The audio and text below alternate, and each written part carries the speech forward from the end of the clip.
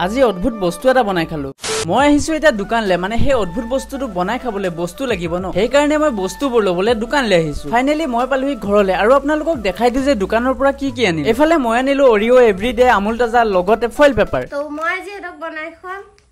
cake বনাম বুলি তো তাই কৈছে কিন্তু কেকে বনাই নে কি বনাই দেখিলেহে গম পাম তো যি কি হক নক আপোনালোকক এতিয়া অদ্ভুত বস্তু এটা দেখাও এই বস্তুটো কি আপোনালোকে ভিডিওটো পোষ্ট কৰি কমেন্ট এটা কৰকচোন এটো হল হেয়াৰ ৰিমুভাৰ হয় এটো হল অদ্ভুত হেয়াৰ ৰিমুভাৰ যদি আপোনালোকৰ এই প্ৰডাক্টটো ভাল লাগিল তেনেহলে স্ক্ৰিনতে লিংক আছে আপোনালোকেও বাই কৰিব পাৰে সব কথা বাদ দি ফাইনালি কেক বনোৱা কাম ষ্টাৰ্ট হৈ গল তাই ফাৰ্ষ্টতে অৰিঅৰ ভিতৰত থকা বগা বগা ক্ৰীমবোৰ উলিয়াই গুৰি কৰি ললে তাৰ পাছত কৰিলে বিস্কুটবোৰ গুৰি তাৰ পাছত দিলে তাত এভৰিডে এণ্ড আমুল তাজা তাৰ পাছত দিলে তাত অলপ বেকিং তাৰ পাছত সববোৰ মিক্স কৰি মেলি ফয়েল পেপাৰ ধুনিয়াকে দি দিলে তাৰ পাছত তাৱা এখনত দি ধুনিয়াকে বনিবলে এৰি দিলে ফাইনালি গাইস আমাৰ কেক বনি ৰেডি হৈ গল দেখাতটো কেক নহয় গোবৰ যেনহে লাগিছে দেখাত গোবৰ যেন লাগিব পাৰে কিন্তু খাবলে বহুত টেস্টি আছিল তো আমি এতিয়া কেকটো খাওঁগে আৰু আপোনালোকেও চাই চাই বনাই মেলি খাব মজা লাগি যাব